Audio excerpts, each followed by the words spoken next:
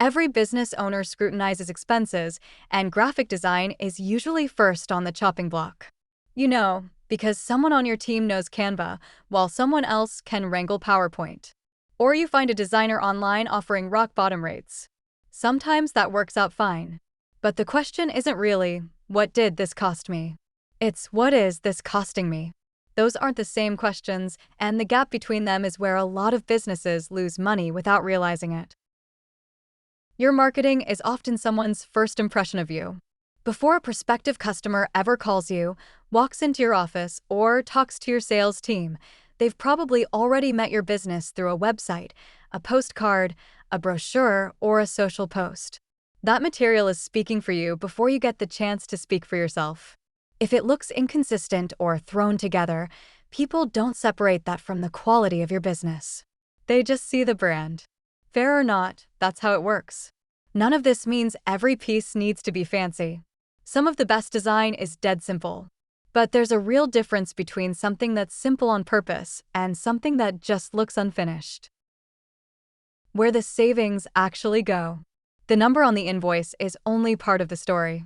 A flyer your employee builds in-house might show up as $0 on paper, but if they burn half a day fighting with layout and image resolution, you paid for that, just in salary instead of a design fee.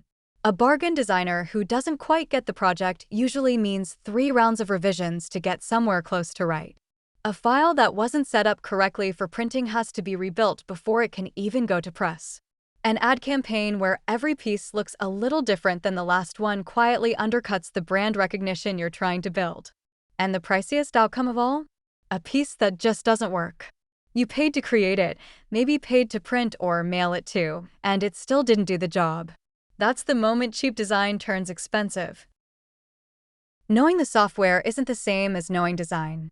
Design tools have gotten a lot more accessible, and that's genuinely a good thing. Templates are perfectly fine for plenty of everyday projects. But there's a real skill gap between operating the software and actually designing. A professional designer is thinking about hierarchy, typography, spacing, contrast, and how someone's eye moves across the page. They know what to emphasize and what to let fade into the background. They're also thinking about things you might not even know to worry about. Will this image actually reproduce well in print? Is there enough contrast for the text to stay readable? Does this hold up at full size, not just on a screen? Will it translate cleanly from a postcard to a social graphic to a banner? Is the file built the right way for production? Does it actually match the rest of your branding? A lot of what a professional designer does is solve problems before you ever know they existed. Your time isn't free either. Here's a cost that's easy to miss: the hours your team spends doing work that isn't really their job. 2 hours tweaking a brochure is 2 hours you didn't spend talking to customers or running your business. An afternoon spent building a slide deck is an afternoon your employee didn't spend doing the work you actually hired them for. You'll usually end up with something usable. That doesn't mean it was free or even cheaper. Sometimes outsourcing design isn't about paying someone else to push pixels around. It's about getting your own time back for the things only you can do. You don't need a full-time designer to get professional design. Most small and mid-sized businesses don't have enough design work to justify hiring someone full-time. And you don't need to.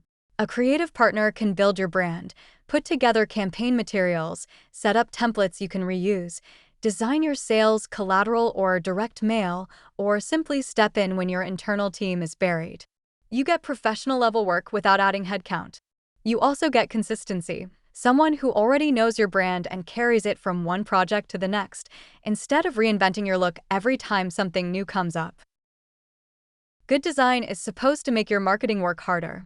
Design isn't just about looking nice. It should help your message get noticed, understood, and remembered. It should make something complicated easier to follow. It should make it obvious who's talking. It should nudge people toward the next step.